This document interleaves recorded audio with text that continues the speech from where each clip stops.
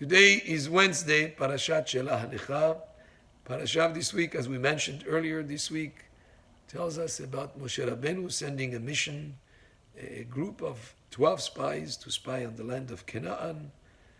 The idea is, of course, that Hashem is going to give him the land. There is no doubt. It says so in the Parashah, Asher ani noten libnei Israel, that I'm giving the land to the Jewish people. So why do they need to send this kind of a mission of spies? And there's a couple of ideas given by the commentators. One of them is by them seeing that the land is incredibly powerful. There are formidable armies. There are fortified cities. There are giants there. You'd make even the miracle greater, the fact that they'll be able to conquer it. In other words, not to come back and say we can't go into the land, it's too risky, but rather to come back and say, wow, incredible powers are in that place. But just like Hashem saved us from the Egyptians and from Paro and made all these incredible miracles at the parting of the Red Sea, that he's going to do the same thing also here. And their downfall was they came back. Not only did they report about the incredibly powerful forces that were in the land of Canaan, but they interpreted it to say we cannot conquer it. That was the problem. When they said Ephes, however, we can't conquer it, it's going to be a problem. That was the problem. But otherwise, they could have come back and reported the incredible strength of that land, and it will be even a greater proof of a greater miracle from Hashem. So that's one approach. There's another approach brought by the commentators. And actually, they were afraid of the success of conquering the land. How could you be afraid of success?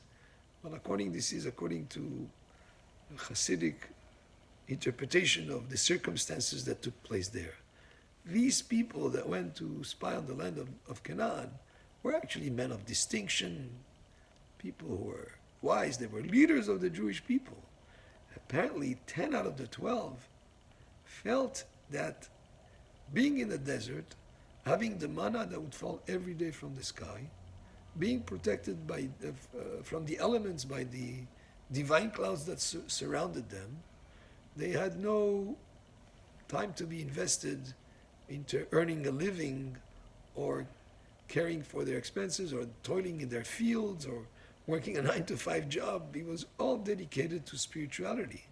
They were afraid that once they came into the land of Israel, having to, as farmers, to plow the land and plant the seeds and harvest and do all the work that is involved, or other types of activities to earn a living, since the manna is not falling every morning from the sky.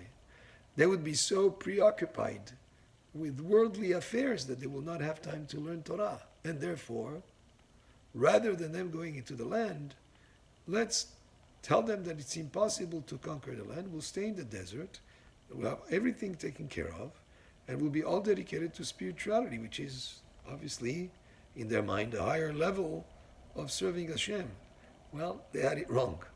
Because what Hashem wants us to do is bring spirituality and worldly affairs together.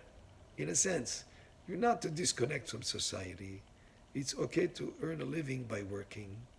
You are involved in business or whatever that you're involved in. The Torah applies to every situation. You have to pay your employees on time, and you cannot steal, and you have to care for the needy, and yes, you get married and have children, and everything that is involved with leading a life that is involved also with this material world, but you elevate the material to serve Hashem, and spirituality and worldly affairs can go hand in hand. And that is what they did not understand, or they were at fault in thinking that you either do either one or the other. It's not either one or the other. There was an argument actually that's brought in our sages in our book between Rabbi Shimon Bar Yochai and Rabbi Yoshua.